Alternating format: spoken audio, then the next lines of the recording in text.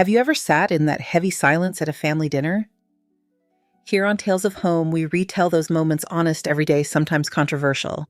Every story is a mirror. Subscribe, join the conversation, and maybe find a little healing. The lock complains when Ruth turns the key. A short scratch, a tired click. The door opens to a kitchen that smells like bleach and bacon grease. The window over the sink is fogged. Claire stands there with her hands in a froth of soap shoulders, hunched hair caught in a rubber band that looks like it might snap. She does not turn when the door shuts. The old goose-shaped kitchen timer on the shelf reads all zeros, a plastic beak pointing nowhere. "Claire, honey, this coffee is cold," a voice calls from the living room. Syrupy, practiced sweet. "Dolores, can you make a fresh pot?" Ruth wipes her shoes on the mat.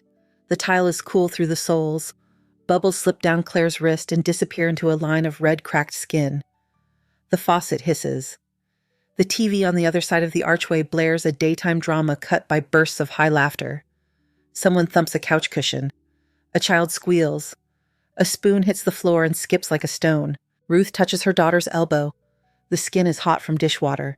Claire glances back, a fast look, eyes rimmed dark. She swallows, nods once, and keeps moving the sponge over a plate already clean. She is making circles on nothing. Ruth steps into the living room. The air is different here, heavy with perfume and a sweet orange candle trying too hard. Brittany has her shoes up on the coffee table, ankles crossed, phone glowing in her palm. Kelsey leans into the sofa, arm peeling grapes, spitting seeds into her hand, then flicking them into a paper napkin that misses more often than not. Nate stands near the sliding door, a vape hidden in his fist. His wife Tessa scrolls through photos while Ollie and Mia chase each other around a pile of toys that has become a small city. Dolores sits like a hostess who has settled rent-free into someone else's house. A silk robe, pale pink, floats around her. Her smile finds Ruth and hardens there. "Ruth, we did not know you were coming up." "It is Claire's house," Ruth says. Soft, flat. She presses the TV remote. The sound goes quiet, leaving only the cicadas outside and the drip of the faucet in the kitchen. Dolores' smile thins. Family shares. She taps the arm of the sofa, a manicure the color of a summer rose. "We were just saying how peaceful it is here." Ruth sits on the edge of the coffee table and takes it in. A stack of mail with Claire's name, a robe on the banister with initials stitched in champagne thread. DK. A small mountain of grocery receipts jammed into the wooden spoon jar by the stove. Grape seeds on the table. Jam smeared on the arm of a chair where a small hand must have slid. Claire Kelsey sings toward the kitchen eyes on the frozen TV picture. "Could you wipe this up before it stains?" Ruth stands. She goes back to the sink and turns off the water with one firm twist. Claire watches her in the glass of the window. Behind Claire, caught in the reflection, the orchard looks like a painting, rows of trees in summer green. Ruth sees herself in that same glass for a second. She sees the day she drove up the lane with the realtor, the door sticking then too. The way Claire had laughed and covered her mouth when Ruth dropped a brass key in her palm. The shake of Ruth's hands as she signed at the bank in Kingston. The black ink soaking into paper with her daughter's name alone. "Mom," Claire whispers, "I have to make more coffee." "Stop for a moment," Ruth says. "Look at me." Claire turns. Her cheeks are damp, not from the sink. The circles under her eyes look like someone pressed thumbprints there. Dolores likes it strong. "Does Dolores sleep in your bed too?" Ruth asks. Claire blinks. Then her gaze slides down and away. A thread hangs from the hem of her t-shirt. She twists it around a finger until the skin blanches. "She has a bad back," Claire says. "The mattress in the master is better. I have been fine." "How long?" "Mom." "How long, Claire?" 2 weeks. Ruth feels each word settle. She is careful with her face. She breathes and lets the breath go. In the living room, a child laughs at something that breaks. A dog barks 3 yards away. The clock on the stove blinks 12 in a stubborn pulse. Ruth reaches for a dish towel. She dries Claire's hands. The towel catches on a split in the skin near Claire's thumb and leaves a thread behind. "Go sit," Ruth says. "I will make the coffee." Claire shakes her head. "They will get upset." "They are guests," Ruth says. "They can wait." Out in the hall, the master bedroom door is open. Ruth looks down the line of the corridor and sees a pale robe tossed across the footboard. The robe has those initials again. DK. The pillows wear cases that Ruth did not buy. There is a smell of someone else's lotion in that air. Ruth steps away. Back in the kitchen, Dolores has come to lean on the threshold. She touches the frame with 2 fingers as if measuring where to hang a wreath that will never be hers. "Claire, sweetheart." I told Adam we would have lunch around 1. He hates eating late. It is Saturday, Ruth says, turning the kettle on. The burner ticks, then takes with a steady blue ring. He will live. Dolores smiles at Ruth as if at a mischievous child. We are only visiting Ruth. Do not worry. Family helps family. Visiting Ruth repeats. She opens the jar by the stove and pulls out a fist of receipts. The paper smells faintly of apples and bleach. The top one has the date from 3 days ago. A total that makes something inside her go still. She folds the stack and tucks it back under the spoons. Claire Brittany calls again, TV. Ruth goes to the living room and puts the remote on top of the screen. No, she says, not right now. Brittany gives her a look that would have landed when Ruth was 30. It does not land today. Kelsey makes a small sound, something like a scoff that did not grow up into a full laugh. Ruth returns to Claire and touches her back. The fabric is damp where dishwater splashed. Come outside, she says. The air is better there. I should start the eggs, Claire says. It is not really an argument. It is a habit that looks like an answer. We will talk by the swing, Ruth says. Dolores moves so that the light hits her ring. Ruth, please, do not make a scene. Claire understands how we do things. She is a good girl. Claire is a woman, Ruth says. She turns and takes the goose timer from the shelf. The plastic is warm under her palm. She sets the dial until it reaches 60. The spring inside tightens and hums. A slow tick starts. Tiny, absolute. And this is her house. No one speaks. The timer keeps time. The cicadas drone. In the hall, a door closes somewhere with a soft snick, as if the house has decided to listen. Claire wipes her hands on her jeans and looks at Ruth as if she has just noticed that her mother is taller than she remembered. Ruth nods toward the back door. Now, she says. Claire nods back. She walks toward the porch and pushes the screen open with her hip. The hinge gives a long creak. Heat rolls in. The orchard throws light up under the eaves. Ruth feels the key ring in her pocket settle against her leg. She follows Claire outside. Behind them, the timer ticks on. The porch steps are sun-hot under Claire's bare feet. The screen door sighs closed behind them. Heat lays across the yard like a blanket fresh from a dryer. The swing hangs from the big maple, its chains whispering when Claire sits. She does not rock at first. She stares out at the rows of trees with their glossed leaves and small green apples, the kind that will sweeten in a month. Cicadas thrum. Somewhere deep in the orchard, a woodpecker ticks against a dead limb. The kitchen timer keeps its tiny heartbeat inside. Ruth stays standing, one hand on the porch post. The paint is rough. A splinter worries her palm. She leaves it there. I thought it would be a week, Claire says. Her voice is soft enough to vanish if the wind gets up. Dolores said it was just until she found a cheaper place. Then Brittany had a fight with her boyfriend and came with bags. Kelsey said they were doing construction at her apartment and needed somewhere quiet. Nate brought the kids because they wanted the country for a few days. How many days, Ruth says. 14, Claire says. The number sits on the railing. What time have you been getting up? 5, Claire says. Dolores likes breakfast by 6. She says Adam hates eating late. The kids want pancakes. Then there are snacks and lunch and snacks. They like eggs for dinner, too. And sleep. 11, Claire says. By the time the kitchen is clean, the floor the toys put away. Where Ruth says, Claire touches the swing chain. It leaves a faint gray on her fingers.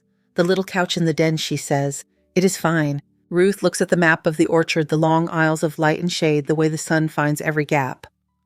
Claire's hands are in her lap, palm up like she's waiting to receive something and is afraid of it. Water has raised thin ridges across her knuckles. There are crescents of flour in the whorls of her fingerprints, as if from a life paused mid-recipe. What did they tell you, Ruth says? That this is how family works, Claire says. The chain creaks. That a good wife puts others first. That I have it easy out here. That I should be grateful we have space. Do you believe that, Ruth says? Claire breathes. Sometimes, she says. Sometimes I think I am selfish. I grew up with you. Maybe I do not know what normal families look like. Ruth reaches into her canvas bag. She takes out a manila envelope, the edges soft from being carried too much. She slides out a photocopy that catches the light in a blunt rectangle. The deed smells faintly of toner and paper dust. The black letters do not waver. Read the name, Ruth says. Claire reads. Her own last name sits there, Whitaker, without a hyphen. Her first name looks like it looked on her report cards. Her mouth tightens when she gets to the line that says date of purchase. Before Adam, she says. Before Ruth says, it is your house. It is separate property. That is not a feeling. That is law. Claire holds the paper like something that might break. She looks over her shoulder at the kitchen window, a square of glare. The timer is a far whisper. What if Adam disagrees, Claire says. Then Adam is wrong, Ruth says. The chains creak when Claire finally moves a shallow forward and back. The motion makes a slow shadow on the porch boards. Claire bites the inside of her cheek, lets go, breathes again. Heat makes the air shimmer above the gravel drive. I did the groceries, she says to the yard. 3 times this week, 800 total.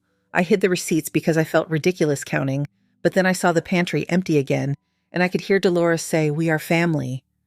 Family does not keep score. Family does not eat you alive, Ruth says. She folds the copy and slides it back into the envelope. We are going to set this right. Claire turns her face toward Ruth. There is relief there and also fear, the kind that makes shoulders go up and voices go down. They will be angry, she says. They are already comfortable, Ruth says.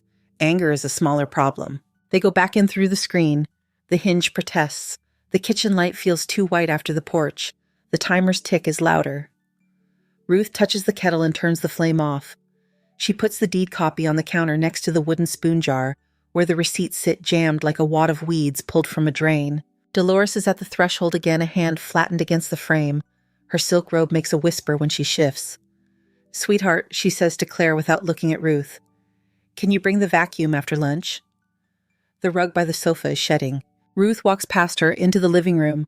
She picks up the remote and turns the TV completely off. The screen goes black. For a second, she sees her own reflection in it, small and still. Brittany lowers her feet from the table a fraction, but keeps her heels on the edge.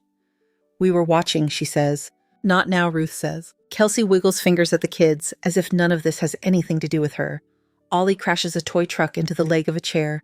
Mia says he cheated at a game no one explained. Nate, Ruth says, "Take them into the yard." Nate looks at his wife. Tessa looks at her phone. Then Nate opens the slider and shepherds the kids onto the deck with a neutral dad voice that has gotten him out of harder rooms. Dolores lifts her chin. "Ruth, you seem tense. Is everything all right?" "Rules," Ruth says. She does not sit. This is Claire's house. Guests pick up after themselves. Guests sleep in guest rooms. Guests offer to pay for what they use, or they bring food, or both. No one speaks to Claire like a hired person. "We are family," Dolores says.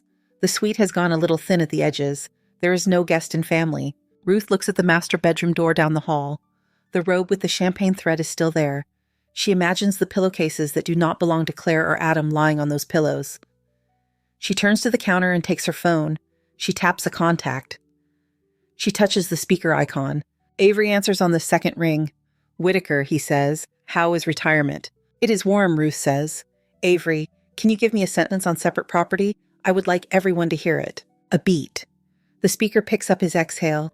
"If a spouse acquires real property before marriage in New York and keeps it titled solely in that spouse's name, it is separate property. The non-titled spouse has no ownership interest solely by virtue of the marriage. If the titled owner asks someone to leave and they refuse, that is trespass." Dolores laughs once as if the word itself has said something funny. "Ruth, no one is trespassing. We are visiting." "Define visiting, Avery." Says even though he cannot see the room. "How many nights?" Ruth answers, 14. Then the titled owners may tell them to leave. Avery says, if there is refusal, the police can be called. They will escort the individuals off the property. You do not need to argue. You state, then you act. "Thank you," Ruth says. "That is all." "You know where to find me," he says, and the line clicks quiet. Kelsey looks at Brittany. Brittany looks at Dolores. Nobody looks at Claire. There is a mark on the arm of the sofa where somebody set a cup without a coaster. The grape seeds have turned darker as they dry. Dolores lifts her hand. "Claire, you do not really want this tone in your home, do you? We came to help you make this place feel alive. Adam wanted us here. He said there is no point in having acreage if you cannot share it." Claire's throat works. She looks at Ruth, then at the deed copy on the counter, then back at Dolores. Her voice when it comes is small but clear. "I did not invite you to live here," she says. Dolores stares like she did not hear. Then she smiles in a way that does not reach her eyes. "Adam did," she says. "He lives here. It is his home too." Ruth picks up the goose timer and turns it so Dolores can see the dial. The numbers climb down from where Ruth left them. "I set this for 1 hour," Ruth says. "You have what is left to pack. Take your things. Leave the house as you found it. If you need boxes, ask politely and we will find some." "You cannot be serious," Brittany says. "Serious," Ruth says. Nate steps back in from the deck. He has a leaf on his shirt and an apology forming that never becomes words. Tessa slips her phone into her pocket, like she might film the next part if it turns interesting. "How much time?" Kelsey says, because it is a thing to say. Ruth looks at the timer. The beak points at a number that makes the next half hour look short. The tick is steady. 52 minutes, Ruth says. Dolores's mouth opens and closes. She lifts a hand to the silk collar of her robe and smooths it, like that might smooth the room. When Adam hears this, she says, as if saying his name is a key. When he walks in and sees how you are speaking to his family. Ruth sets the timer back on the shelf, beak forward. The tiny sound goes on. The kettle cools with soft clicks. The house seems to hold itself still. From the road beyond the trees comes the slow complaint of tires over gravel. It is a dragging sound weight on stone. Heads tilt toward the noise at the same time. Claire's hand finds the back of a chair and holds. The timer ticks. The sound grows, then settles. Tires on gravel. A car door closes. Another. The front door opens a slice. Heat drops into the hallway. Adam steps in first. He has dust on his boots and a sunline on his forehead. Harold comes behind, shoulders sagging a little, a man who has carried lumber for years and knows the shape of weight. The room holds its breath. The goose timer ticks in the kitchen, quiet, but steady, the only clock anyone hears. "What is going on?" Adam says. His eyes move from Ruth to Claire to Dolores. The suitcases gather meaning by the door like punctuation. Dolores puts a hand to her chest. Her silk sleeve slides. "Thank God," she says. "Your mother-in-law has decided we are not welcome. She has been unkind. She turned off the TV." Ruth does not answer that. She stands near the counter where the deed sits, a neat rectangle of black and white. She can see the hallway in her side vision. The master door is still open. The robe still drapes the footboard. Claire does not look at the robe. She looks at Adam. There is salt dried at the corner of her eye that she did not wipe well enough. "Adam," she says. She holds her phone like it is heavier than it should be. "I need you to listen." He nods, but his gaze flicks to Dolores and comes back to Claire in a line that is not straight. "I am listening," he says. Claire swipes. A photo of a receipt fills the screen. The total sits at the bottom like a small stone. Another photo. Another total. "Groceries," she says. Her voice stays even by will. 802 weeks. "I have been up at 5, breakfast at 6, cooking 3 times a day, cleaning until 11. Your mother is sleeping in our bed. I have been on the couch, in the den." Adam opens his mouth, closes it, looks toward the hall. He does not move. "Claire," he says, "you could have told me if it was too much." "I did," she says, 3 times. Dolores lifts her chin. "She is exaggerating," she says. "We help. I fold laundry. The children bring their plates. We are family. We do not count receipts." Ruth does not raise her voice. "No one asked you to count," she says. "We asked you to respect what you use." Brittany leans back into the sofa like a spectator. Kelsey crosses her arms and looks at the TV that is a black mirror. Nate stands by the slider with the kids buzzing behind him on the deck like 2 small bees that cannot find the same flower. Adam rubs his thumb along his keys. Metal clicks against metal. "Mom," he says, and it sounds like a question he learned before he could spell. "Did you take the master?" "Did?" "I have a back," Dolores says. "The mattress in there is firm." Claire understood. "I did not understand," Claire says. She points down the hall. There are 2 guest rooms. One has clean sheets. The other is empty. Harold clears his throat. The sound reaches only the people who want to hear. "I saw her on the couch last night," he says. "She had a blanket and no pillow. I thought it was the kids. Then I saw the kids' door was closed." Dolores turns on him like the room tilted. "Harold," she says, "do not make this uglier." He looks at his hands. They are cracked across the knuckles. "I did not say anything," he says. "I should have." Adam steps past Ruth and the counter and goes to the hallway. He stops at the doorway of the master. He does not cross the threshold. The robe is a pale flag he does not want to claim. The smell of someone else's lotion finds him. He stands there a second, then comes back. "Claire," he says. His face is tight in a way that makes his eyes older. "You are taking this too far." Claire holds his gaze. "I am telling you what is happening," she says. "You are being dramatic," he says, and the room hears the training in it. The swing chain outside clicks against itself as wind shifts. The timer ticks on. Ruth moves a grapeseed with one finger into the napkin someone missed. "I am tired," Claire says. She does not raise her voice. "I am not dramatic. I have not slept in my bed for 2 weeks in my own home. I asked for help. I was told good wives put others first. I have cooked until the smell of grease wakes me up. I have scrubbed until my hands split. I am standing in my kitchen with my husband and trying very hard not to cry." Adam looks at Ruth. He looks at the deed copy on the counter. He looks at Dolores, who gives him a smile she used when he was 8 and came into the kitchen with a skinned knee. Dolores touches his arm. "Your wife is letting your mother be insulted in your home," she says. Ruth has filled her head with rules. We came because you asked us. We came to be together. If we go, you come with us. That is how family works. Ruth hears the word and does not answer it. She points to the timer. The beak sits near a number that cuts the hour in half. She can feel the house listening the boards underfoot keeping quiet. Harold says Dolores. She turns her head and gives him the look that has kept him quiet at holidays. He swallows whatever else he was about to say. Adam puts both hands on the back of a chair. The wood is warm from the day. He looks at Claire again. There is fear in her face and also something steadier, like a beam set on new footings. What do you want me to do? He says to her. Ask them to pack, she says. Sleep in their rooms or leave. Speak to your mother like you speak to me. Dolores lets out a small sound that is not quite a laugh and not quite a sob. Listen to her, she says to Adam. She tells you to throw your mother out like trash. Ruth moves so she is beside Claire but a step back. She will not stand in front of her daughter. She lets the silence tell the lines. Nate clears his throat. We can go to my place for a few nights, he says, to no one in particular. Tessa lifts her eyes and then looks away again. Brittany stares at the window. Kelsey picks at a hangnail like it is the only thing that needs attention. Adam straightens. He looks down the hall again, then at the den door, then at the suitcases. The keys clink. He puts them in his pocket and takes a breath that changes the way his shoulders sit. Mom, he says, you should not have taken the master. Dolores blinks. I told you about my back. You should not have, he says, and his voice roughens. You should have asked. You did not ask. She opens her mouth and closes it, opens it again. I am your mother, she says. I know what is best. I always have. He nods once like a man who has clocked a fact and wants to keep it somewhere until later. Harold, he says without looking away from Dolores. Can you help with the kids on the deck? Harold hesitates. Then he nods. He slides the door open. Ollie barrels in and stops when he sees his father's face. Harold puts a hand on the boy's shoulder and steers him back outside with a small squeeze that says more than his words ever do. Dolores watches the door close. She takes a step toward Adam as if distance is the problem. If we go, she says calmer, warmer, the voice that got him to wear his sweater when he was 5. You come with us. We can give them space. We will be out of the way.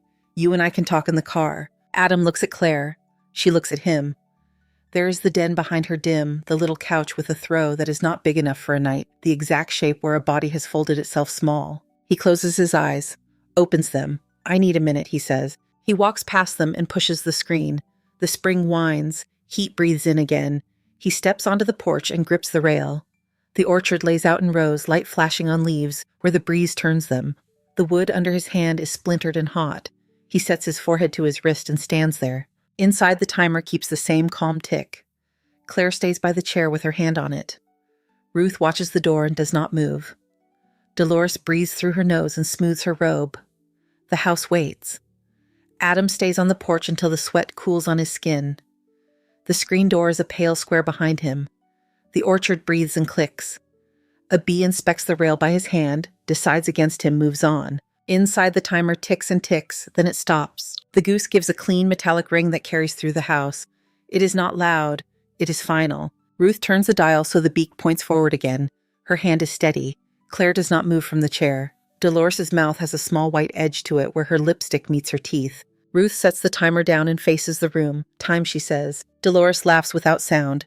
You are joking, she says. We are not going anywhere. Ruth folds the dish towel and lays it over the sink edge. You will pack, she says. Take what is yours. Leave what is not. If you refuse, Claire will call the police. I would prefer you not put the children through that. Brittany snorts and stands. Her bare foot finds the sticky place where jam dried on the floor. She winces like the house pinched her. You are not the boss here, she says. Adam is. Adam lives here, Ruth says. He does not own it. Dolores's gaze jumps to Adam's keys on the entry table and back to Ruth. You are cruel, she says. You always wanted Claire to yourself. You bought this place to keep her from having a real family. Claire's shoulders tense. Ruth's voice stays even. I bought it so she had a door to close, Ruth says, and a bed to sleep in. The hallway holds its line of shadow. The master door is open like a mouth. The robe with DK on the hem glows in the light from the window. Adam comes in. The screen sighs shut behind him. He smells like road dust. He stops by the counter and looks at the timer at the deed copy at Claire's hands. He takes his keys from his pocket. The metal clacks on metal. He sets them on the counter like a promise and a question. Mom, he says, you need to listen. Dolores reaches for him. No, you need to listen to me, she says soft and sure. This woman is tearing your family apart. She has filled Claire with nonsense. We came when you asked. We have not even been here that long. 2 weeks is nothing in the span of a summer. Harold closes the slider after shooing the kids inside for water. Ollie's cheeks are hot and red. Mia has grass in her hair. The children sense a change in the room and go quiet without anyone telling them to. Tessa hands them sippy cups she pulls from a canvas tote like a magician who is tired of her tricks. Adam looks at the children and then at Claire. I asked them to come for weekends, he says, not to live here. Dolores' smile is quick and light. A weekend at first, yes, she says. Then plans change. We had needs. Family adjusts. That is all that happened. Ruth does not look at Dolores when she asks, Claire, do you want them to stay? Claire looks at the robe in the hall and then at her own little couch through the den doorway. She looks at Adam. No, she says. The word is not loud. It is enough. Something in Dolores' expression goes tight, like a cord pulled too far. You will regret this, she says. She looks around the room as if she can find a witness who will break on her behalf. None appear. Ruth picks up a cardboard box from the pantry and sets it on the floor by the stairs. Brittany Kelsey, she says. Your rooms are at the end of the hall. Pack your things. Leave the linens. David gathered the toys in the basket next to the bookshelf. Tessa, check the bathroom for what you brought. Dolores, empty the dresser in the master and leave the keys on the nightstand. Kelsey plants her hands on her hips. You cannot order us around, she says. We are not your employees. Ruth looks her in the eye. Then you can leave without your things, she says. The police will inventory what remains. It will take all afternoon. Silence. Brittany is the first to move. She breaks the spell with a small angry breath and goes past Ruth down the hall, heels hitting the floor, sharp as commas. Kelsey follows with a flurry that is more sound than stride. Tessa shepherds the children toward the den where their shoes ended up under a low table strewn with crayons. Nate collects toy pieces with a resigned rhythm car, wheels a farm animal. No one can name a plastic phone without a battery. Dolores does not move. She stands in the doorway of the master like a guard who will not abandon a post. Adam, she says, speak for us. Tell them we can stay. Adam glances at Harold. Harold's face is the careful blank of a man who wants not to be asked for permission he cannot grant. Adam puts a palm on the counter to steady himself. He looks at Claire. She does not save him. She waits. He looks back down the hall. He does not cross into the master. He goes to the den. He looks at the pillow on the small couch. It is thin and not hers. He looks at the throw blanket twisted into a knot like a rope. He comes back. He picks up his keys, feels their teeth, then sets them down again. He breathes. Enough, Mom, he says. The words land and make a new shape of the air. Dolores stares as if sound has betrayed her. What did you say? You heard me, he says. His voice is not loud, it is thick. Pack. Harold closes his eyes for a second. When he opens them, there is a bleak sorry in them. He nods once, a small useless blessing, and then goes to help Nate with the toys. Dolores' hand finds the doorframe again. Her knuckles gleam. I did nothing wrong, she says. The softness is gone now. She has the tone she uses when the meatloaf does not rise. I took care of this family before Claire ever showed up. Do you think I will let her dictate where I sleep? You are not taking care, Adam says. You are taking space. She pulls her hand back like the frame burned. If we go, she says more level like a final offer in a deal. She once knew how to win. You come with us. No, Adam says, I stay here. She does not understand that at first. Then she does, and the understanding flares hot. You choose her, she says. I choose my wife, he says. Those words sit in the room and do not tip. They find level. Claire does not smile. She goes very still. Ruth feels a muscle she did not know was clenched let go in her back. The house moves. Brittany drags a suitcase into the hall, zippers snarling. Kelsey appears with an armload of folded shirts and 2 paperback novels she did not buy. She drops a sock and leaves it, then doubles back and snatches it like the floor might keep it from her. Tessa loads a tote with toothpaste, hair ties, a brush, with someone else's hair caught in it. Nate stacks shoes by the door and ties Ollie's laces with a single swift knot. Dolores disappears into the master. Drawer pulls click. Hangers scrape the rod like teeth. She emerges with a stack of blouses draped over her arm and her robe belt trailing like a tail. She dumps it all into an open suitcase and snaps it shut with more force than the suitcase was built for. She grabs the lamp on the side table, a simple glass base, a linen shade with a faint leaf pattern. That stays, Claire says, and her own voice surprises her. I bought it at the antique place on Route 9, $120. Cash. Dolores looks at her like she's a stranger speaking in code. Then she sets the lamp down harder than she needs to. The shade wobbles and rights itself. Harold lifts a box and pauses by Ruth. I'm sorry, he says quiet. I should have said something sooner. Ruth nods without letting the nod turn into a conversation he can crawl into. Thank you for saying it now, she says. The small procession begins. Suitcases thump down the stairs. The front door opens and closes. Heat eddies in with each exit. The gravel outside catches wheel weight and grips it. The children whine not with anger but with the tiredness of a day that had a turn no one prepared them for. Kelsey tries to slip the silk robe with DK into a laundry bag that looks like it belongs to no one. Ruth takes it from her and lays it over the footboard of the master as if the robe itself can hear where it was found and where it must be left. In the kitchen, the kettle clicks as it cools. The timer waits with its beak at 0. The house feels larger by inches as the piles by the door shrink. Dolores is the last to come down the hall. She stands by the threshold and looks at the kitchen like a general marking a map for the last time.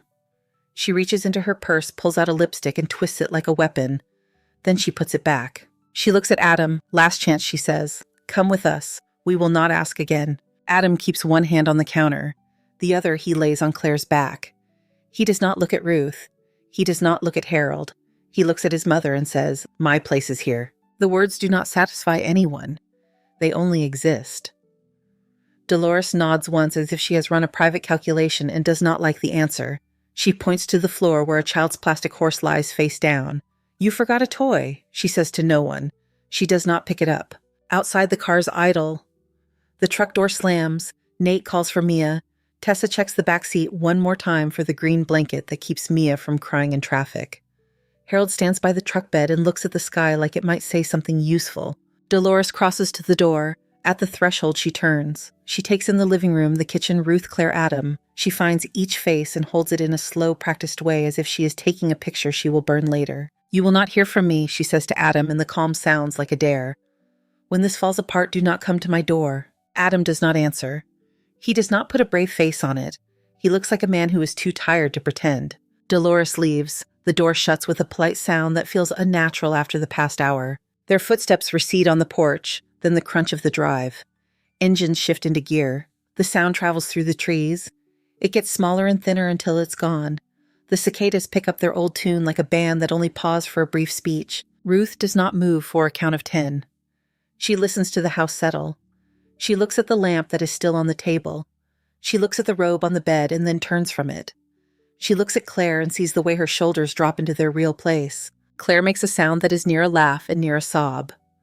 Adam takes her hand. He squeezes and then lets go like he cannot decide which is more useful. Harold opens the slider and stands, with his hands on the frame.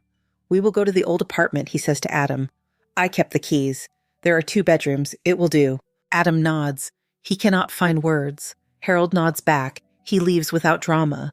The slider closes. The yard hums. The 3 of them are alone now. Ruth picks up the dish towel, thinks better of it, sets it down.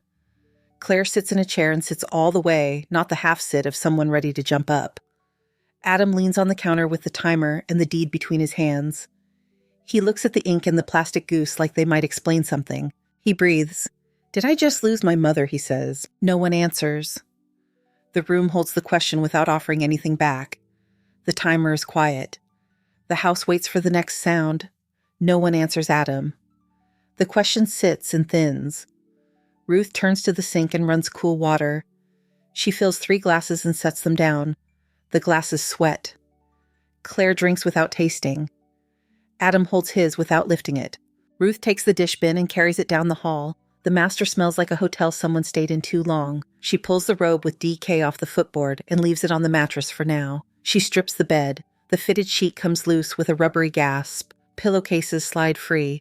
Claire steps in and gathers an armful of linen. She does not speak. The 2 of them move like a team that knows the count without calling it. Adam stands a second, then starts pulling drawers. He finds a stray hairpin and a dried rose petal and a peppermint candy that stuck to the wood. He sets each thing in a line and then drops the candy in the trash.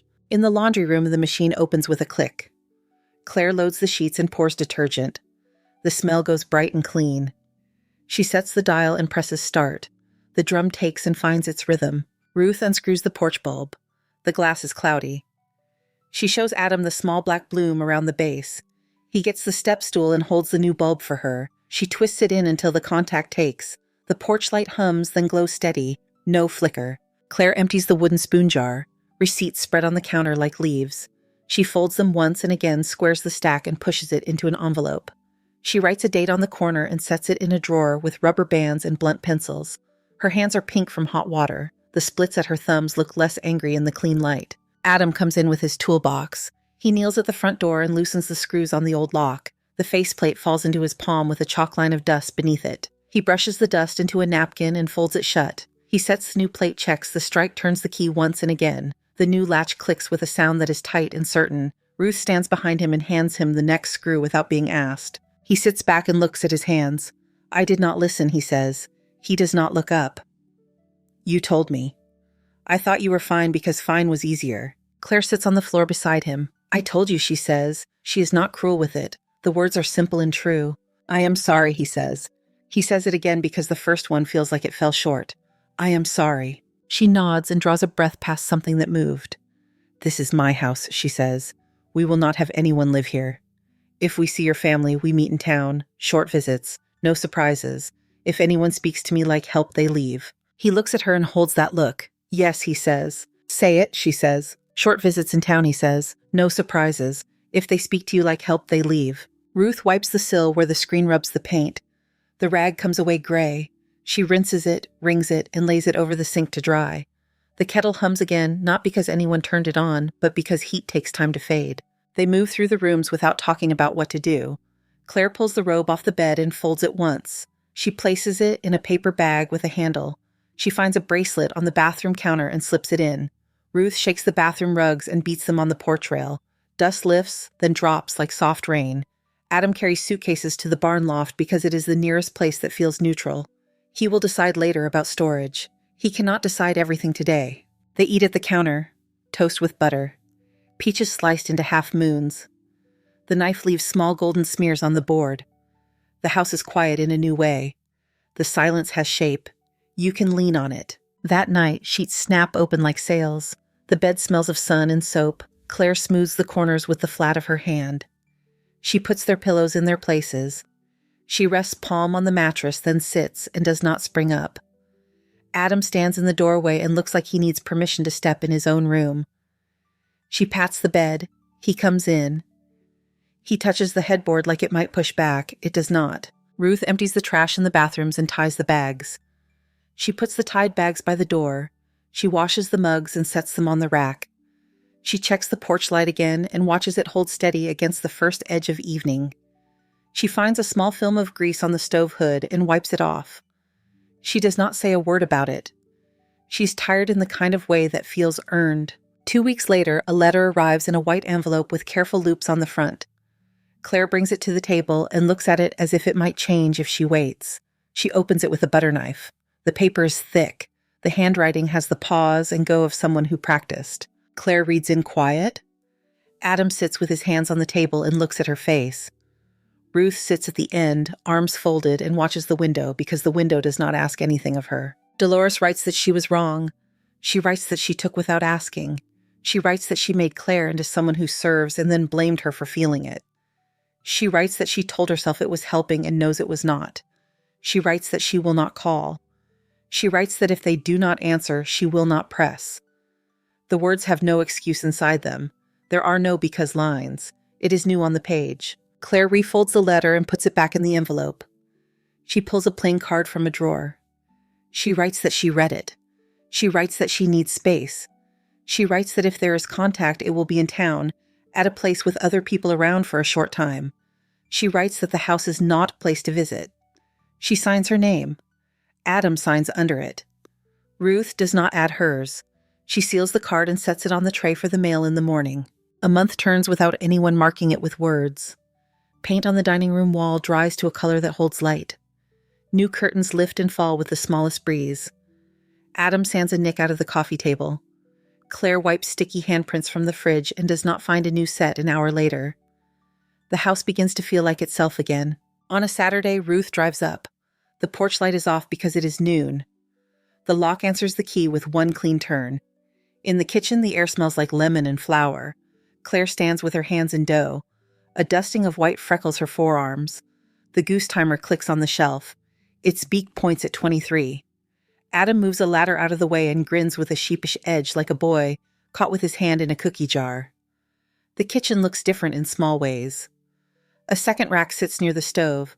A mixing bowl on the counter has a swirl of batter left in the bottom that someone will scrape with a finger when no one is looking. Lemonade, Adam says, and pours. He hands a glass to Ruth and to Claire and keeps one for himself. The ice cracks and sings. They carry the glasses to the yard and sit under the big tree.